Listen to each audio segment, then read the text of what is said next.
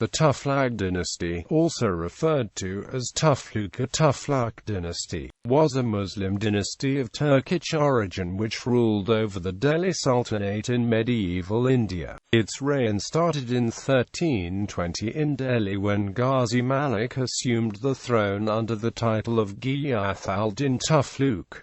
The dynasty ended in 1413. The dynasty expanded its territorial reach through a military campaign led by Muhammad ibn Tughluq, and reached its zenith between 1330 and 1335. Its rule was marked with torture, cruelty and rebellions, resulting in the rapid disintegration of the dynasty's territorial reach after 1335 AD. History: the Khilji dynasty ruled the Delhi Sultanate before 1320. Its last ruler, Khusro Khan, was a Hindu who had converted to Islam and then served Delhi Sultanate as the general of its army. Khusro Khan, along with Malik Kafur, had led numerous military campaigns on behalf of Ala-ud-Din Khilji to expand the Sultanate and plunder non-Muslim kingdoms in India. After Ala-ud-Din Khilji's death from illness in 1316, a series of palace arrests and assassinations followed, with Khusro Khan coming to power in June 1320 after killing licentious son of Ala-ud-Din Khilji, Mubarak Khilji. However, he lacked the support of the Persian and Afghan nobles and aristocrats in Delhi. The Muslim aristocracy invited the Turkic origin Ghazi Malik, then the governor in Punjab under the Khiljis, to lead a coup in Delhi and remove Khusro Khan. In 1320, Ghazi Malik launched an attack and killed Khusro Khan to assume power. Chronology: Ghiyath-ud-Din Tughlaq. After assuming power, Ghazi Malik rechristened himself as Ghiyath-ud-Din Tughlaq, thus starting and naming the Tughlaq dynasty. Ghiyath-ud-Din Tughlaq is also referred in scholarly works as Tughluk Shah. He was of Turco-Indian origins, with a Turkic father and a Hindu mother. Ghiyath-ud-Din Tughlaq rewarded all those Maliks, emirs and officials of Khilji dynasty who had rendered him a service and helped him come to power. He punished those who had rendered service to Khusro Khan, his predecessor. He lowered the tax rate on Muslims that was prevalent during Khilji dynasty, but raised the taxes on Hindus, wrote his court historian Zaidan Bani, so that they might not be blinded by wealth or afford to become rebellious. He built a city 6 kilometers east of Delhi, with a fort considered more defensible against the Mongol attacks, and called it Tughlaqabad. In 1321, he sent his eldest son Ulu Khan, later known as Muhammad bin Tughlaq, to Beao to plunder the Hindu kingdoms of Erangel and Tailang. His first attempt was a failure. 4 months later, Ghiyath-ud-Din Tughlaq sent large army reinforcements for his son, asking him to attempt plundering Erangel and Tailang again. This time Ulu Khan succeeded. Erangel fell, was renamed to Sultanpur, and all plundered wealth, state treasury and captives were transferred from the captured kingdom to Delhi Sultanate. The Muslim aristocracy in Lucknow-Its invited Ghiyath-ud-Din Tughlaq to extend his coup and expand eastwards into Bengal by attacking Shamsuddin Firoz Shah, which he did over 1324 to 1325 AD, after placing Delhi under control of his son Ulu Khan, and then leading his army to Lucknow-Its. Ghiyath-ud-Din Tughlaq succeeded in this campaign, as he and his favorite son Mahmud Khan were returning from Lucknow-Its to Delhi. Ghiyath-ud-Din Tughlaq's eldest son Ulu Khan schemed with Muslim preacher Nizamuddin Auliya to kill him inside a wooden structure built without foundation and designed to collapse, making it appear as an accident. Historic documents state that the Sufi preacher and Ulu Khan had learned through messengers that Ghiyath-ud-Din Tughlaq had resolved to remove them. from Delhi upon his return. Ghiyasuddin Tughlaq, along with his favorite son Mahmud Khan, died inside the collapsed Kushk in 1325 AD, while his eldest son watched. One official historian of Tughlaq court gives an alternate fleeting account of his death, as caused by a lightning bolt strike on the Kushk. Another official historian, al-Badayuni Abd al-Qadir ibn Muluk Shah, makes no mention of lightning bolt or weather, but explains the cause of structural collapse to be the running of elephants. Al-Badar only includes a note of the rumor that the accident was pre-planned. Parricide, according to many historians such as Ibn Battuta, al-Safadi, Isami, and Vincent Smith, Ghiyasuddin Tughlaq was killed by his son al-Ujuna Khan, who then assumed power in 1325 AD. Juna Khan rechristened himself as Muhammad bin Tughlaq, and ruled for 26 years. Muhammad bin Tughlaq. During Muhammad bin Tughlaq's rule, Delhi Sultanate temporarily expanded to most of the Indian subcontinent, its peak in terms of geographical reach. He attacked and plundered Malwa, Gujarat, Maratha, Tailang, Kampila, Dir Samandar, Mabur, Lakhnauti, Chittagong, Sunargan frontier hut. His distant campaigns were expensive, although each raid and attack on non-Muslim kingdoms brought new looted wealth and ransom payments from captured people. The extended empire was difficult to retain, and rebellions all over Indian subcontinent became routine. He raised taxes to levels where people refused to pay any. In India's fertile lands between Ganges and Yamuna rivers, the Sultan increased the land tax rate on non-Muslims by tenfold in some districts, and 20-fold in others.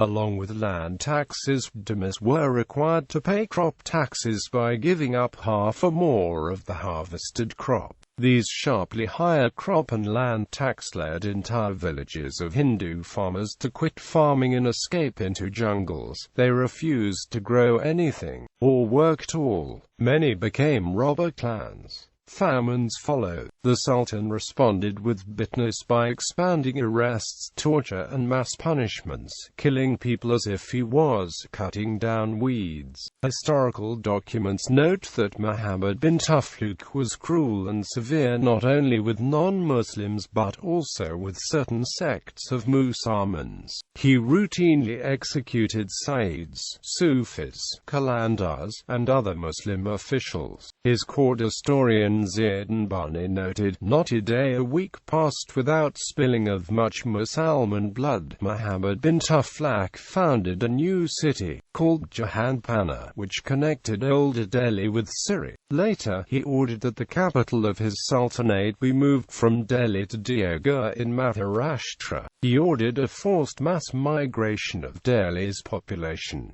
Those who refused were killed. One blind person who failed to move to Deoghar was dragged for the entire journey of 40 days. The man died, his body fell apart, and only his tied leg reached Daulatabad. The capital move failed because Daulatabad was arid and did not have enough drinking water to support the new capital. The capital then returned to Delhi. Nevertheless, Muhammad bin Tughlaq orders affected history as large number of Delhi Muslims who came to Deccan area did not return to Delhi to live near Muhammad bin Tughlaq. This influx of the then Delhi residents into Deccan region led to a growth of Muslim population in central and southern India. Revolts against Muhammad bin Tughlaq began in 1327, continued over his reign, and over time the geographical reach of the Sultanate shrunk, particularly after 1335. The Vijayanagara Empire originated in southern India as a direct response to attacks from the Delhi Sultanate.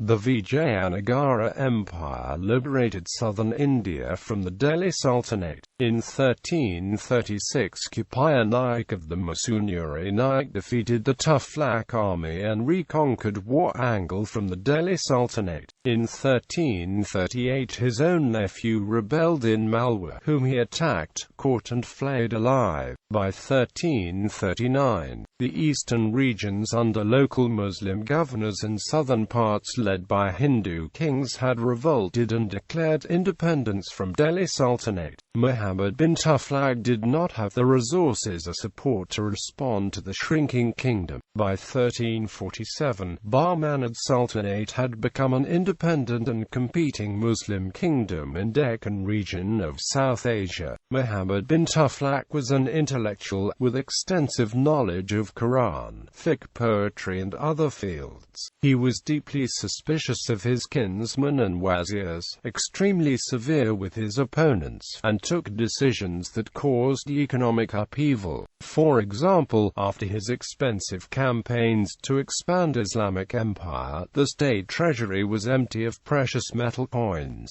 so he ordered minting of coins from base metals with face value of silver coins, a decision that failed because ordinary people minted counterfeit coins from base metal they had in the houses. Ziyad Bani, a historian in Muhammad bin Tughlaq's court, wrote that the houses of Hindus became a coin mint and people in Hindustan provinces produced fake copper coins worth crores to pay the tribute, taxes and jizya imposed on them. The economic experiments of Muhammad bin Tughlaq resulted in a collapsed economy, and nearly a decade-long famine followed that killed numerous people in the countryside. The historian Wolfe had chronicled Delhi and most of India faced severe famines during Muhammad bin Tughlaq's rule. In the years after the base metal coin experiment, Tughlaq introduced token coinage of brass and copper to augment the silver coinage, which only led to increasing ease of forgery and loss to the treasury.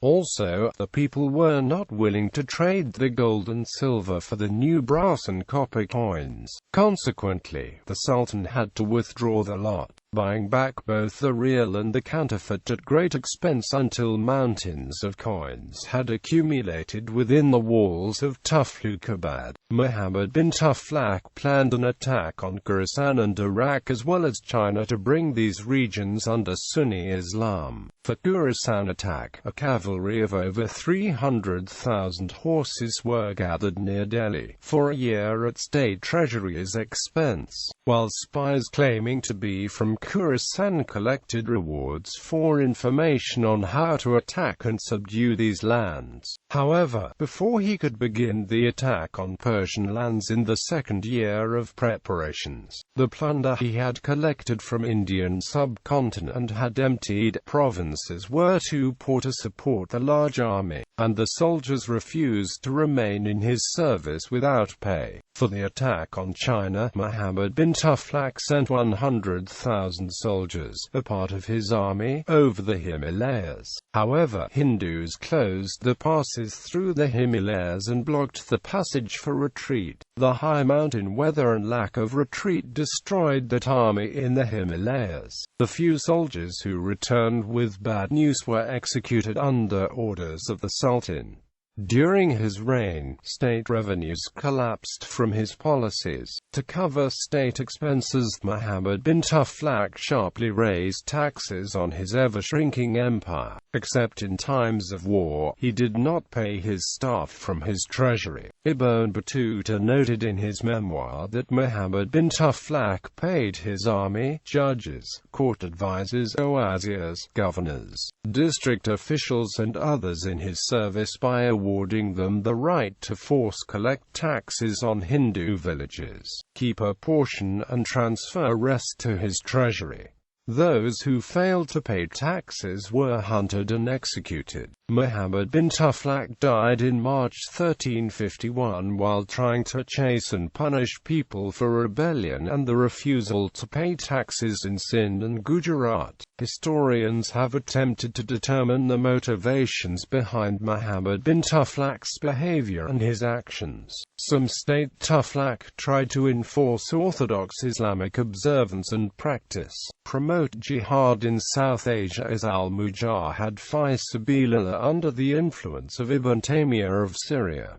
Others suggest insanity. At the time of Muhammad bin Tughlaq's death, the geographic control of Delhi Sultanate had shrunk to Vindhya range. Firoz Shah Tughluq. After Muhammad bin Tughluq died, a collateral relative, Mahmud ibn Muhammad, ruled for less than a month. Thereafter, Muhammad bin Tughlaq's 45-year-old nephew Firoz Shah Tughluq replaced him and assumed the throne. His rule lasted 37 years. Firoz Shah was, like his grandfather, of Turco-Indian origins. His Turkic father Siparajab became infatuated with a Hindu princess named Naila. She initially refused to marry him. Her father refused the marriage proposal as well. Sultan Muhammad bin Tughlaq and Siparajab then sent in an army with a demand for 1-year taxes in advance and a threat of seizure of all property of her family and poor people. The kingdom was suffering from famines, and could not meet the ransom demand. The princess, after learning about ransom demands against her family and people, offered herself in sacrifice if the army would stop the misery to her people.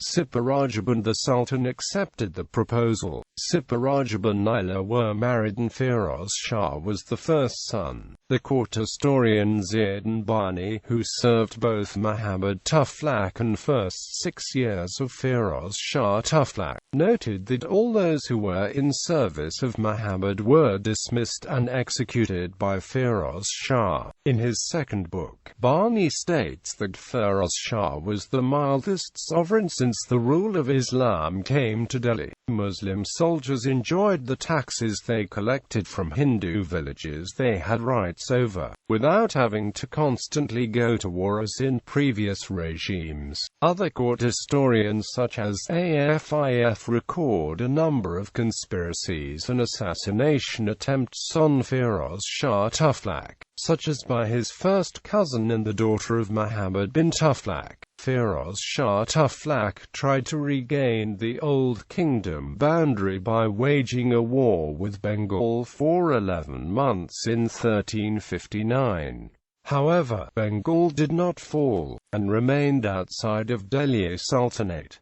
Firoz Shah Tughlaq was somewhat weak militarily, mainly because of inept leadership in the army. Uneducated Sultan Firoz Shah left a memoir. In it he wrote that he banned torture in practice in Delhi Sultanate by his predecessors, tortures such as amputations, tearing out of eyes, sawing people alive, crushing people's bones as punishment, pouring molten lead into throats, putting people on fire, driving nails into hands and feet, among others. The Sunni Sultan also wrote that he did not tolerate attempts by Rafi'is Shia Muslim and Mahdi sects from proselytizing people into the faith, nor did he tolerate Hindus who tried to rebuild their temples after his armies had destroyed those temples. As punishment, wrote the Sultan, he put many Shias, Mahdi and Hindus to death. Shamsi Siraj Afif, his court historian, also recorded Firoz Shah Tughlaq burning Hindus alive for secretly following the religion and for refusing to convert to Islam. In his memoirs, Firoz Shah Tughlaq lists his accomplishments to include converting Hindus to Sunni Islam by announcing an exemption from taxes and jizya for those who convert, and by lavishing new converts with presents and honors. Simultaneously, he raised taxes and jizya, assessing it at 3 levels,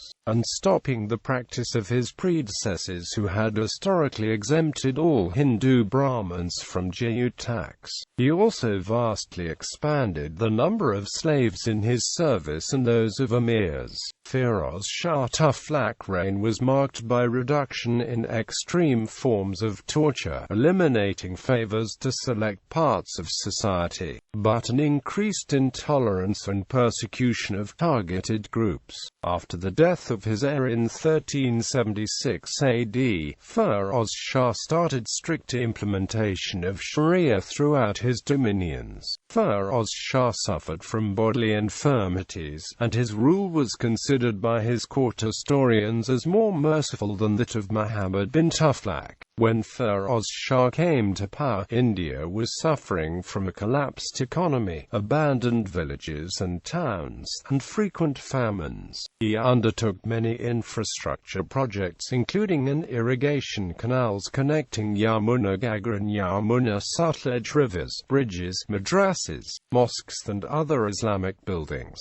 He also undertook destruction of Hindu temples, suppressed non-Sunni sects by demolishing the structures. Firoz Shah Tughlaq is credited with patronizing Indo-Islamic architecture, including the installation of louts near mosques. The irrigation canals continued to be in use through the 19th century. After Firoz died in 1388, the Tughlaq dynasty's power continued to fade, and no more able leaders came to the throne. Firoz Shah Tughlaq's death created anarchy and disintegration of kingdom. In the years preceding his death, internecine strife among his descendants had already erupted. Civil wars. The first civil war broke out in 1384 AD, 4 years before the death of aging Firoz Shah Tughlaq, while the Second Civil War started in 1394 AD, 6 years after Firoz Shah was dead. The Islamic historian Sir Hindian Muhammad Khan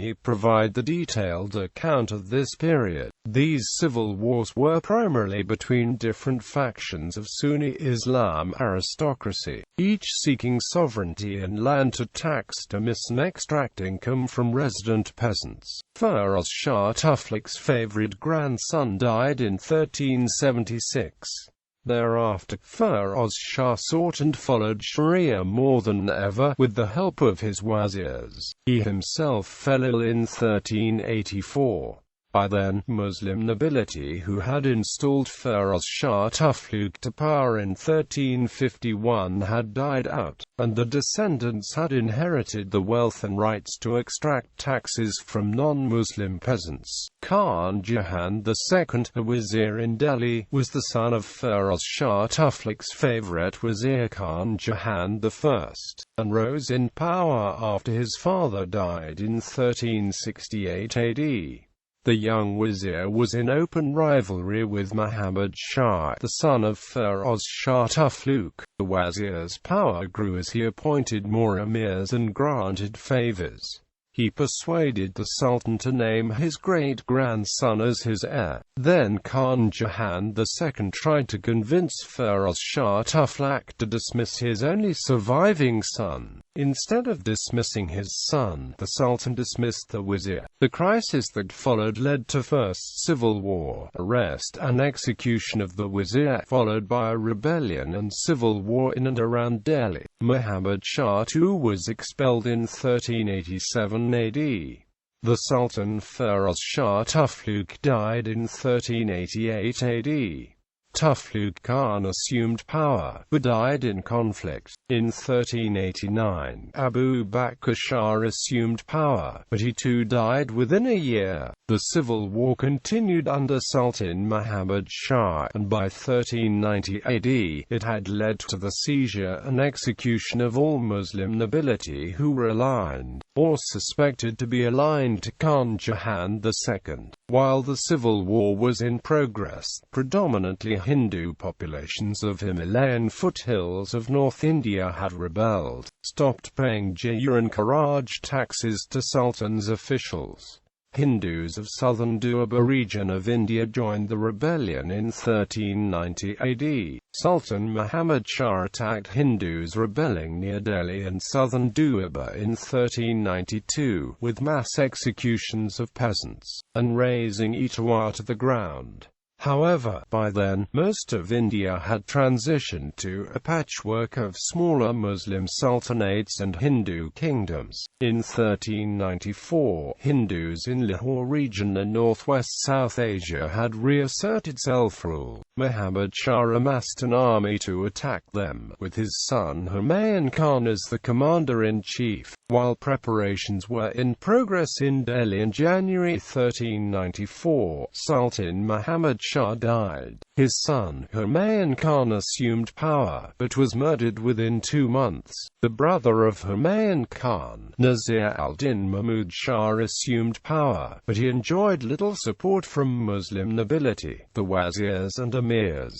The Sultanate had lost command over almost all eastern and western provinces of already shrunken Sultanate. Within Delhi, factions of Muslim nobility formed by October 1394 AD, triggering the Second Civil War. Tata Khan installed a second Sultan, Nasir al-Din Nusrat Shah, in Firozabad, few kilometers from the first Sultan's seat of power in late 1394.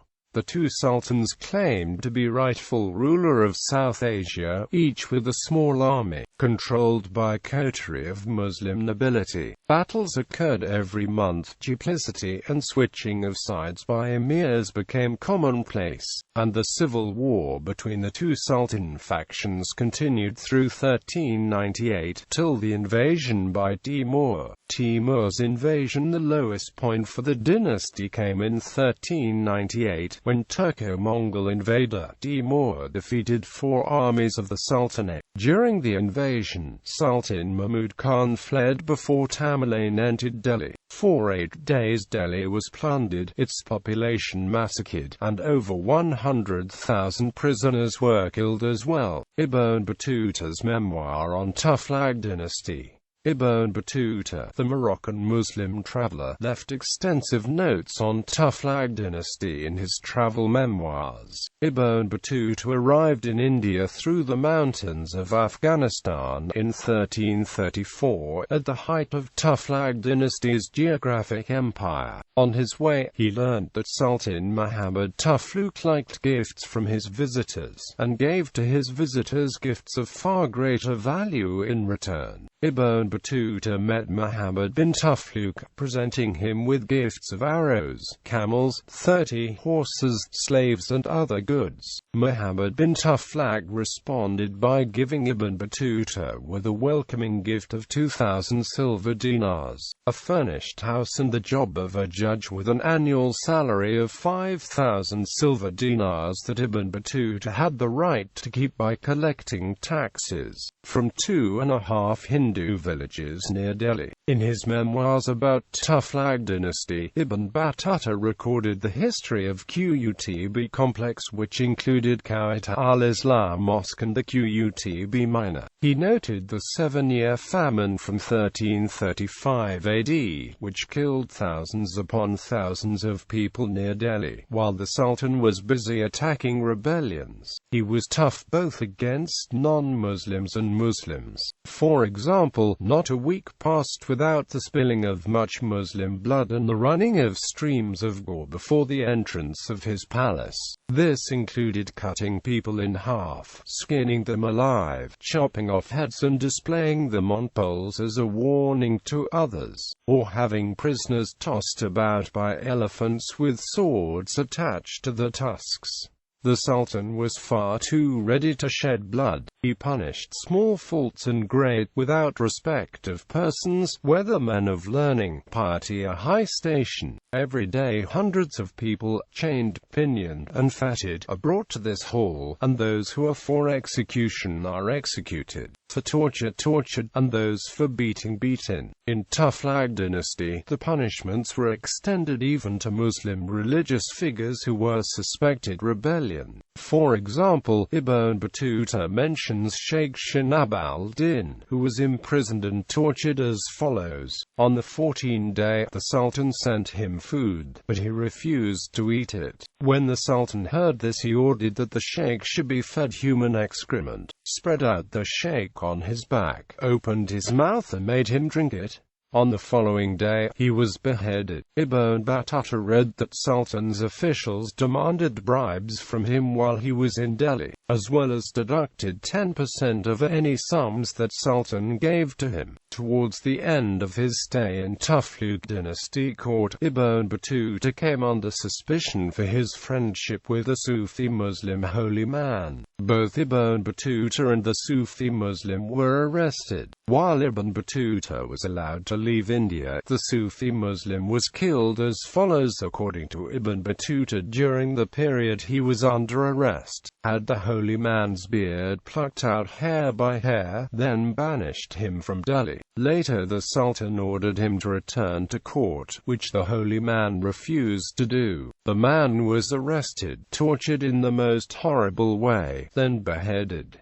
Slavery under Tughluk dynasty. Each military campaign and raid on non-Muslim kingdoms yielded loot and seizure of slaves. Additionally, the sultans patronized a market for trade of both foreign and Indian slaves. This market flourished under the reign of all sultans of Tughluk dynasty, particularly Ghiyasuddin Tughlaq, Muhammad Tughlaq and Firoz Tughlaq. Both Ibn Battuta's memoir and Shihab al-Din ibn Fadl al-Umari texts recorded a flourishing market of non-Muslim slaves in Delhi. Al-Umari wrote, for example, the Sultan never ceases to show the greatest zeal in making war upon the infidels. Every day thousands of slaves are sold at very low price, so great is the number of prisoners. Ibn Battuta's memoir record that he fathered a child each with 2 slave girls, one from Greece and one he purchased during his stay in Delhi Sultanate. This was in addition to the daughter he fathered by marrying a Muslim woman in India. Ibn Battuta also records that Muhammad Tughlaq sent along with his emissaries